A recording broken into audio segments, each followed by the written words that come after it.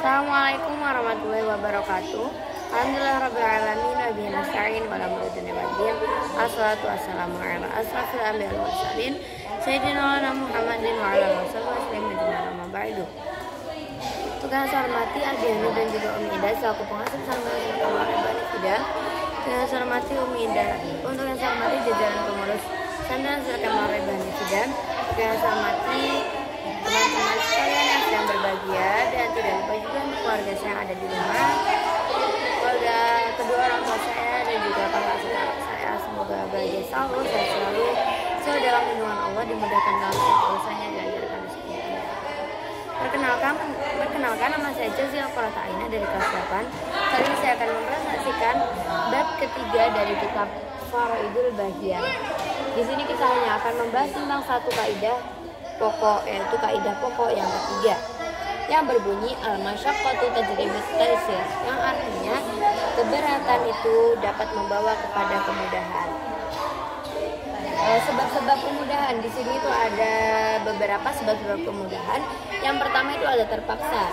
Contohnya ketika kita berada di tengah hutan, kita tersisa tidak mengetahui arah jalan pulang. Di situ kita hanya ada babi yang dapat dimakan, tidak ada yang lainnya, maka kita tidak bakal memakan itu, tidak dihukumi dosa.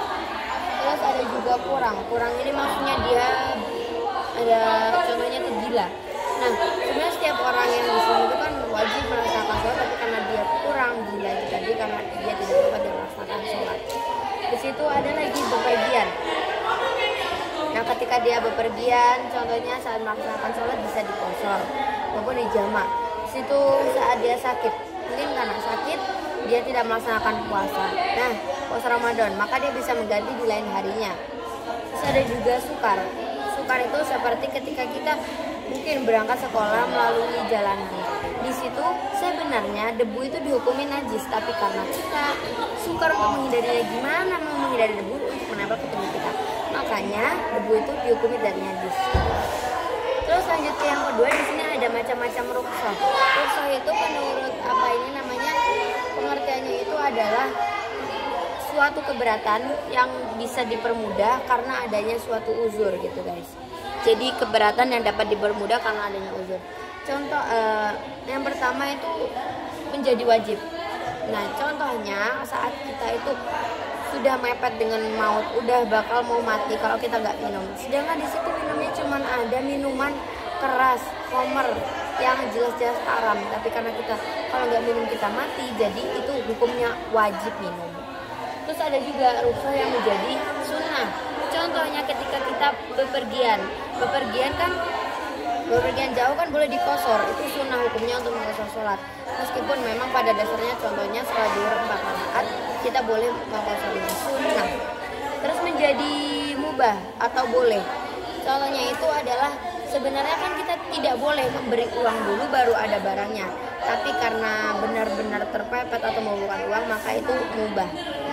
Terus ada juga khilafil aula. Khilafil aula ini contohnya kita kan menjamak itu kalau kita bepergian kan, menjamak sholat itu.